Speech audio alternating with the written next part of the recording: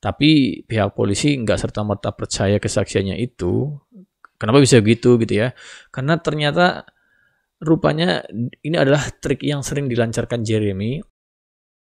Entahlah ya, karena emang pistol sendiri dia begitu yakin kalau ayah tirinya yang menjadi dalang dibalik kematian ibunya.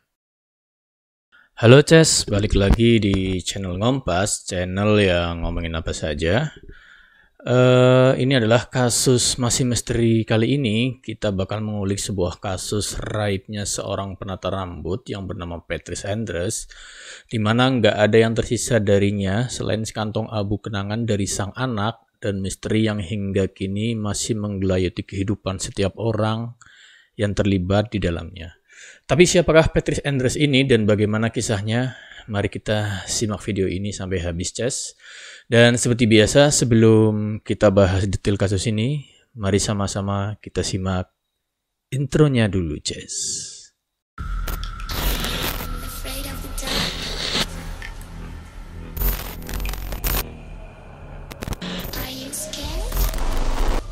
Ya, Patrice Andres ini adalah seorang ibu yang membesarkan anak sematawayangnya yang bernama Pistol. Patrice pada saat ia menghilang ini juga masih berada dalam ikatan pernikahan dengan suaminya yang bernama Rob Andres, yang tak lain adalah ayah tiri dari Pistol. Pada April 2004, Patrice menghilang tanpa jejak ketika tengah bekerja di sebuah salon yang dimilikinya.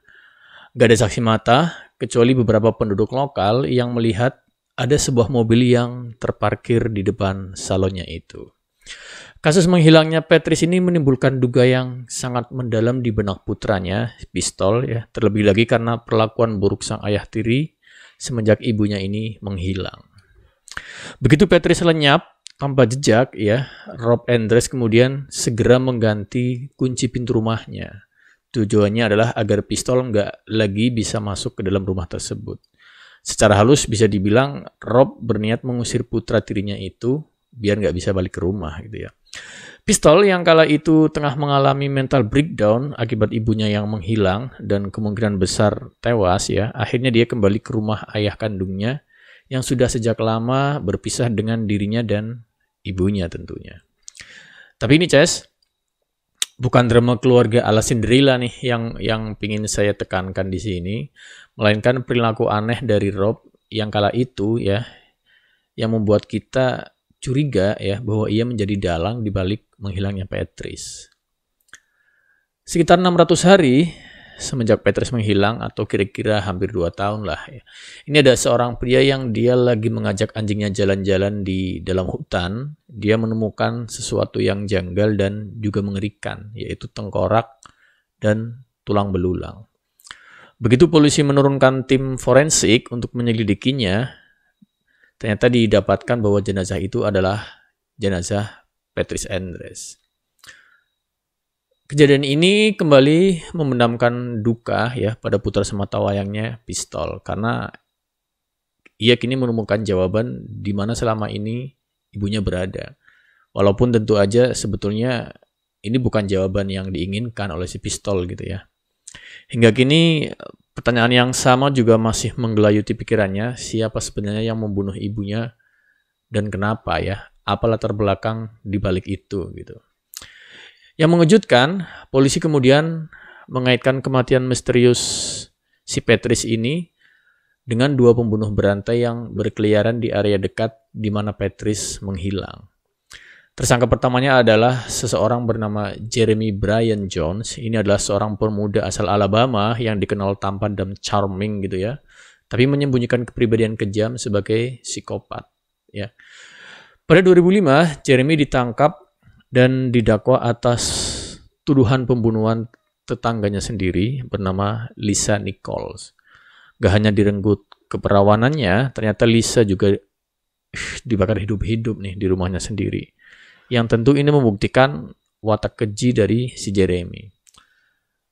Gak cuma itu ya, secara mengejutkan ternyata Jeremy juga mengaku bahwa sepanjang 12 tahun dia ini telah menghabisi kurang lebih ada 15 wanita.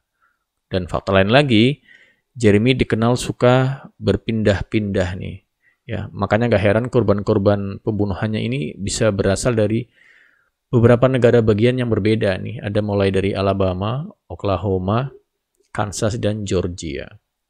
Yang menarik, Georgia ya merupakan negara bagian di mana Patrice tinggal ya, dan tak hanya itu ternyata Jeremy sendiri mengaku kalau dia membunuh seorang penata rambut di Georgia, yang tentunya kemungkinan besarnya adalah Patrice. Tapi pihak polisi nggak serta-merta percaya kesaksiannya itu. Kenapa bisa gitu ya? Karena ternyata rupanya ini adalah trik yang sering dilancarkan Jeremy untuk mendapatkan privilege ya yang jarang diperolehnya selama dia di penjara. Jadi misal sebagai imbalan atas pengakuannya ya, dia akan mendapatkan makanan spesial ya yang menjadi keinginannya, dan juga dia diperbolehkan menelepon ibunya dan kasihnya selama dia berada di dalam penjara. Toh Jeremy yang sekarang tinggal menunggu hukuman mati ya. Jadi berapapun banyak wanita yang ia akui telah dibunuh, itu sama sekali nggak akan mengubah konsekuensi daripada hukuman mati yang ia dapat. Dan selain itu, polisi juga udah beberapa kali membuktikan kalau ternyata kesaksian si Jeremy ini hanyalah kebohongan belaka. Tapi kalau bukan Jeremy, terus siapa gitu pelakunya? Nah, di 2008 ya, 4 tahun semenjak kematiannya Patrice ya, ternyata sebuah kasus pembunuhan sadis lain juga mengguncang negara bagian Georgia ini nih, Cas. Kali ini ya ada seorang wanita bernama Meredith Emerson yang ternyata dia ditemukan tewas dalam kondisi yang sangat mengenaskan ya ketika ia tengah hiking di tengah hutan. Saksi mata menyebutkan kalau ada seorang pria yang bersamanya sebelum kematian si Meredith tadi. Kemudian hanya dalam waktu 3 hari polisi berhasil menangkap sang tersangka, yakni seorang pria bernama Gary Michael Hilton. Dan yang mengejutkan, Gary kemudian terungkap ternyata dia adalah seorang pembunuh berantai. Bahkan sebelum melenyapkan nyawa Meredith, ya, ia sudah membunuh 5 korban lainnya. Gitu ya. Kemudian karena begitu dekatnya wilayah operasi Gary dengan lokasi di mana Patrice tewas, ya, maka ada kecurigaan dari pihak polisi kalau Gary jugalah yang telah membunuh si Patrice ya, atau telah melenyapkan nyawa si Patrice. Dan gak hanya itu, Gary juga diketahui memiliki hobi lain yang juga cukup meresahkan, yaitu dia merampok toko-toko, termasuk diantaranya adalah salon ya. Salah satu tempat yang dimiliki Patrice jenisnya emang salon. Saat Patrice lenyap, ternyata para polisi menemukan bahwa uang di dalam laci kas salon miliknya pun juga lenyap. Apakah ini ada hubungannya dengan kematiannya gitu ya? Kalaupun emang benar Gary adalah sang pembunuh, maka sebetulnya keadilan sudah terbayar karena si Gary pun dia sudah di penjara posisinya ya. Dia udah meringkuk di penjara waktu itu. Kini ia tinggal menanti waktu untuk meregang nyawa ya, karena kelak ya dia emang bakal dihukum mati ya. Tapi bagaimana kalau ternyata bukan Gary? Gimana kalau sang pembunuh Patrice sebenarnya adalah justru orang yang dekat dengan Patrice sendiri ya, dan kemudian mengosongkan isi kasnya agar polisi mengira bahwa itu perampokan yang berbuntut ke pembunuhan gitu. Kalau ternyata emang benar gitu ya, maka cuma ada satu orang nih dalam kehidupan Patrice yang bisa membunuhnya, ya ini si suaminya sendiri atau Rob Enders. Selepas jenazah atau lebih tepatnya sisa tulang belulang Patrice ini ditemukan, Rob memperlihatkan perilaku yang teramat janggal ya, bahkan bisa dibilang membuat kita merinding gitu ya. Rob mengaku kalau saat tengkorak Patrice ditemukan, ia kemudian mengangkatnya dan memeluknya, dan gak hanya itu ya, ketika sisa jenazah Patrice dikremasi pun ya, Rob juga mengaku kalau dia membawa guci di mana abu Patrice tersimpan dan selalu memeluknya ketika dia tidur. Perilaku posesif yang gak wajar ini ya membuat kita curiga sebetulnya apakah Rob sebenarnya adalah seorang psikopat ya, dan dia ingin memiliki Patrice selamanya walaupun cuma jasadnya aja gitu. Kalau emang benar Rob adalah pembunuhnya, pertanyaan berikutnya adalah lalu apa motifnya gitu. Nah ini dia nih Cas. Ada yang menduga kalau Patrice sebenarnya hendak meninggalkan suaminya itu dan pergi bersama anaknya Pistol. Kenapa? Karena hubungan Rob dan anak tirinya ya emang gak begitu bagus, dan bahkan katanya Pistol sendiri mengaku kalau ayah tirinya itu dia membencinya karena ibunya menaruh perhatian lebih kepada dirinya ketimbang pada suami barunya itu. Ya intinya kecemburuan ayah tiri ke anak tirinya gitu loh ya. Jelas kalau ada konflik antara suami dan anak kandungnya ya, Patrice hampir dipastikan dia pasti akan membela anaknya si Pistol gitu ya.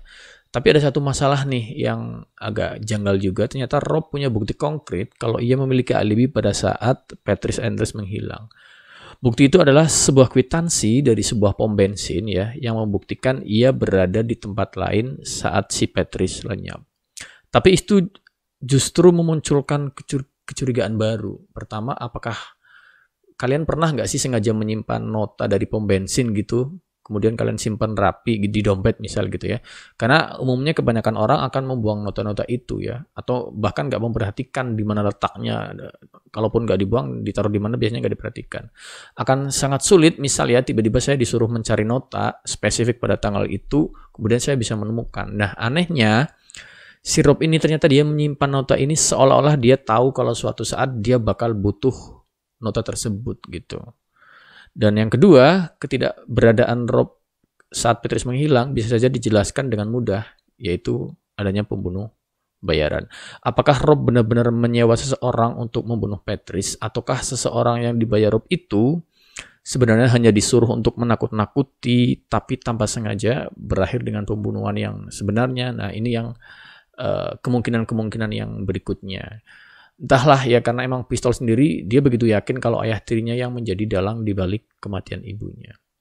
Sebagian dari kalian pun bisa jadi setuju dengan pendapat ini gitu ya. Nah, ada satu hal yang mungkin menjadi bukti konkret kalau Rob ini terlibat dalam kasus menghilangnya Patrice, sebenarnya udah pernah diuraikan nih ya. Di awal tadi udah saya sampaikan.